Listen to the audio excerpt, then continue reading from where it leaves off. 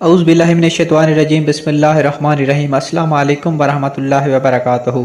दोस्तों, आज हम बात करेंगे हाथ की उंगलियों के ऊपर जो निशानात होते हैं। मेरे प्यारे व्यूवर्स, अगर अभी तक आपने हमारा इस्लामी हेल्थ टीवी सब्सक्राइब नहीं किया तो सब्सक्राइब कर दें और बेल नोटिफिकेशन को भी आल पर प्रेस कर दें ताकि हमारी न्यू इस्लामी हेल्थ मुतल्लक वीडियोस आप तक बआसानी पहुंचती रहें। इंसान के हाथ की सहल वाली उंगली पूरे हाथ की मुहाफिज होती है। इस उंगली के नीचे तमाम निशानात बनने वाले इंसान को तमाम नहस ताकतों से महफूज रखते हैं। अगर इस उंगली के ऊपर निशानात ना हो तो इंसान नजर हसद का शिकार होता है।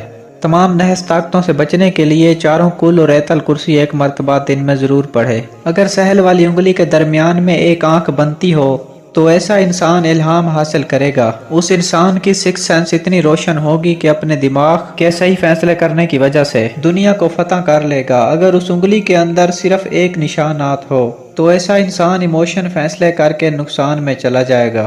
तो ऐसे इंसान को चाहिए अपने दिल और अपने जज्बाती फैसलों पर काबू पाए।